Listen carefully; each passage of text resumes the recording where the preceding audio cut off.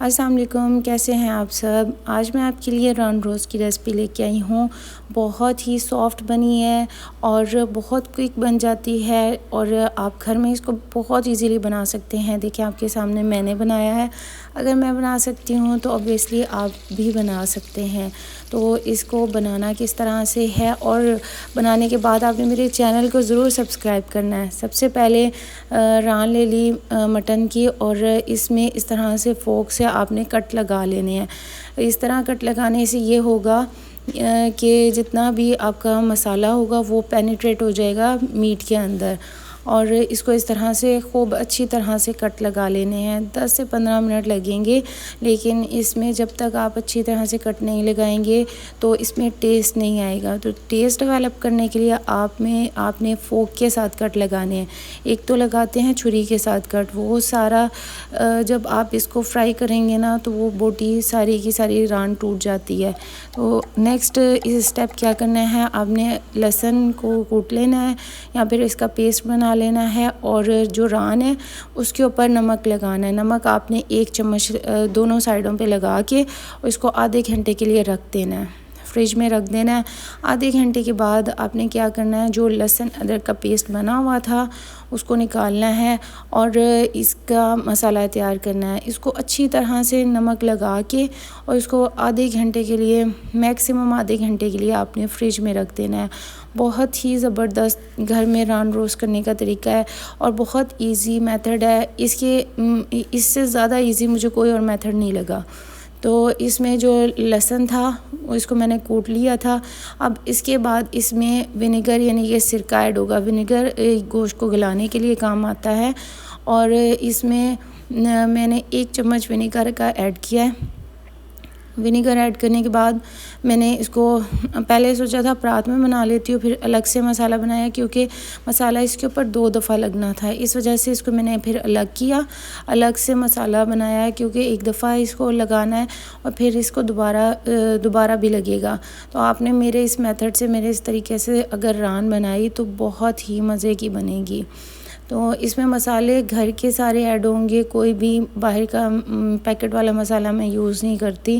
تو سب سے پہلے میں نے اس میں ایڈ کی کوٹی ہوئی مرچ لے لیں یا پھر لال مرچ لے لیں پیسی ہوئی، یا آپ کی مرضی ہے، کوٹی ہوئی سے تھوڑا سا زیادہ ٹیسٹ آتا ہے، اچھا ٹیسٹ آئے گا۔ اور اس میں پسا ہوا زیرہ ایڈ کرنا ہے۔ پسا ہوا زیرہ ایڈ کرنے کے بعد باقی مسالے ایڈ کرنے ہیں جو کہ آپ کے کچن میں موجود ہیں، آپ کے گھر میں موجود ہیں۔ سمپل سے مسالوں سے بہت ہی زبردست ران تیار ہوئی تھی۔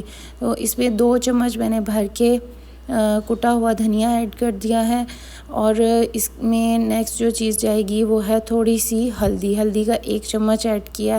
اب اپنی مرضی سے اس کو بڑھا بھی سکتے ہیں اور کم بھی کر سکتے ہیں۔ ساتھ میں تھوڑا سا کلر لانے کے لیے اس میں لال مرچ بھی ایڈ کی تھی، لیکن وہ کم ایڈ کی تھی، مطلب کٹی ہوئی 1 چمچ ہے تو پیسی ہوئی آپ نے 1/2 چمچ ایڈ کرنی ہے۔ 1/2 چمچ ایڈ کرنے کے بعد آپ نے اس میں تھوڑا سا فوڈ کلر بھی ایڈ کرنا ہے، جو آپ کی جو ران اور گوشت کو جو نا بہت ہی زبردست کلر دے گا۔ تو کوئی سا بھی اورنج کلر لے لیں اور تھوڑا سا وہ ایڈ کر دیا۔ یہ ایڈ کرنے کے بعد آپ نے اس کو اچھی طرح سے مکس کر لینا۔ یاد رکھیں کہ میں نے اس کو جو مسالہ ہے اس میں نمک ایڈ نہیں کیا، ران کے اوپر میں نے تقریباً 1 چمچ بھر کے نمک کا ایڈ کر دیا تھا۔ تو اس کے بعد اس میں نے 2 چمچ دہی کے مکس کیے۔ مکس کرنے کے بعد دہی مجھے تھوڑی سی کم لگی تھی اور یہ مسالہ بھی تھوڑا سا مجھے ٹھیک لگا تھا، تو اس میں نے دہی اور ایڈ کر کے اس کو گرینڈر میں گرینڈ کر لیا تھا اچھی طرح سے۔ تو جب میں نے گرینڈر میں اس کو گرینڈ کیا تو یہ ایک تھک سا پیسٹ بن گیا جو کہ ران کے اوپر اچھی طرح سے لگ بھی گیا تھا۔ تو اس میں آپ نے یہ خیال رکھنا ہے کہ اگر آپ نے ران کے اوپر نمک لگایا ہے تو جو مسالہ ہوگا اس میں نمک ایڈ نہیں ہوگا، یہ اگر ایڈ بھی کرنا ہے تو بہت کم مقدار میں، تاکہ بہت زیادہ نمک وہ ہے آپ کے ٹیسٹ کو خراب کر دے گا۔ تو اس میں نے چمچ کی مدد سے، آپ ہاتھ کی مدد سے بھی لگا سکتے ہیں، فوڈ کلر ایڈ کیا تھا اس وجہ سے میں نے چمچ کی مدد سے پوری ران کے اوپر یہ مسالہ لگا دیا۔ اگر آپ ہاتھ سے لگائیں گے تو بہت اچھے طریقے سے لگے گا، تو کوشش کریں آپ ہاتھ سے لگائیں اس کے اوپر مسالہ، اور مسالہ آپ نے دونوں سائڈ پہ اچھی طریقے سے لگانا ہے۔ لگانے کے بعد آپ نے اس کو رکھ دینا ہے۔ اب میں نے ایک سائڈ پہ لگایا ہے، دوبارہ سے میں فورک سے اس میں جو ہے سوراخ کر رہی ہوں تاکہ جتنا بھی مسالہ ہے وہ پینیٹریٹ ہو جائے میٹ کے اندر۔ تو دونوں سائڈ پہ میں نے اس میں لگا لیا اور اس کے بعد میں نے فورک کے ساتھ دوبارہ سے کٹ لگائے تھے تاکہ جو مسالہ ہے وہ پینیٹریٹ ہو۔ اور اس کو آپ نے اوور نائٹ رکھنا ہے۔ میں نے اس کو اوور نائٹ رکھا تھا، تقریباً میں نے دوپہر کو اس کو لگایا ہے مسالہ اور اگلے دن دوپہر کو میں نے اس کو کوک کیا ہے۔ تو آپ نے اس کو اسی طرح سے رکھ دینا ہے۔ اور درمیان میں نے یہ سالن بنا لیا تھا بیف کا، اور یہ دوپہر کے ٹائم یہ بنایا، اور جو ران تھی اس کو میں نے مسالہ لگانے کے بعد رکھ دیا تھا فریج میں۔ اوور نائٹ رکھنا ہے، پھر اچھی طرح سے مسالہ لگے گا۔ اب یہ دیکھیں میں نے نیکسٹ ڈے اس کو نکالا ہے اور آپ دیکھ سکتے ہیں کہ نیکسٹ ڈے تقریباً ایوننگ میں نے اس کو نکالا تھا اور کس طرح سے اس میں پینیٹریٹ ہو گیا تھا مسالہ، اور بہت زبردست اس کا ٹیسٹ آیا تھا۔ پھر میں اس کو کوکر میں ویٹ لگایا، اس طرح سے پانی ڈال کے، ضروری ہے ورنہ آپ کی ران نہیں گلے گی، گوشت بالکل بھی نہیں گلے گا، یہ ضروری ہے۔ ہم نے 15-20 منٹ کا ویٹ لگا دینا ہے اس کو۔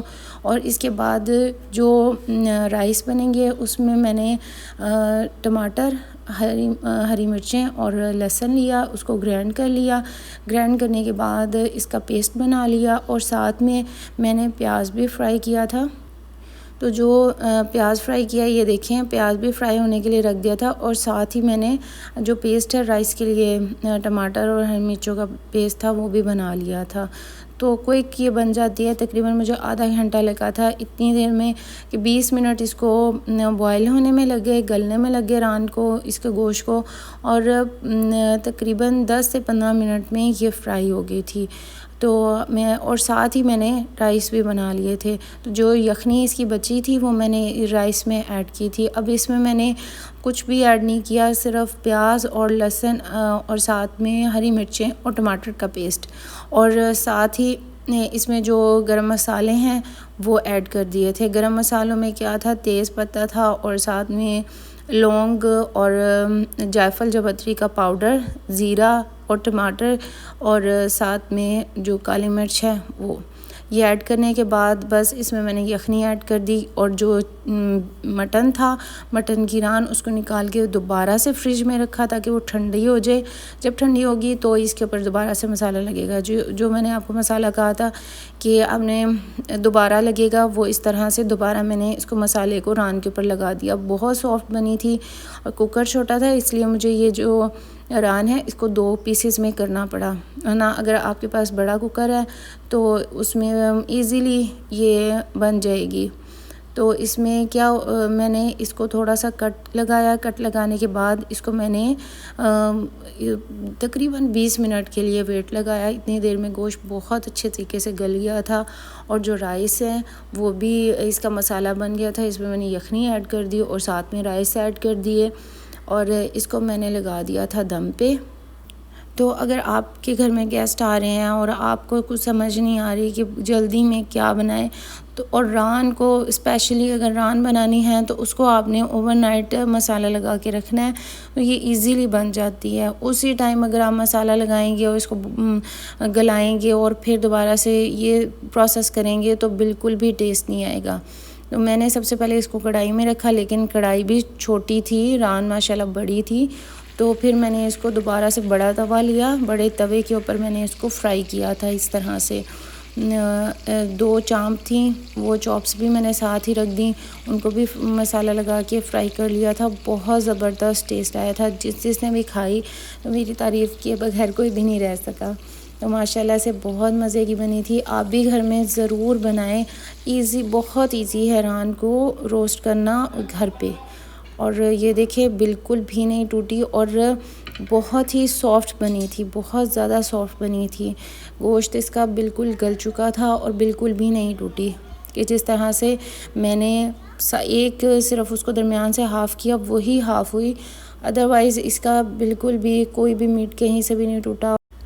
اور ٹیسٹ اس کا اتنا لاجواب تھا کہ میں اب آپ کو کیا بتاؤں. آپ اپنے گھر میں بنائیں گے تو پھر آپ نے ضرور مجھے بتانا ہے کہ کس طرح کا بنا. ساتھ میں نے رائتا بنایا تھا اور سب نے بہت تعریف کی. بہت سافٹلی یہ ٹوٹ جاتی ہے, بہت سافٹ میٹ ہو گیا تھا, سافٹ بھی اور اس کے ساتھ ساتھ کرسپی بھی. اس حد تک آپ نے فرائی کرنا ہے کہ وہ سخت نہ ہو, بالکل بھی سافٹ رہے. تو بہت زیادہ سافٹ اور کرسپی. اگر آپ نے مٹن کی ران بنانی ہے تو میرے اس طریقے سے ضرور بنائیں اور میرے چینل کو ضرور سبسکرائب کریں. اللہ حافظ.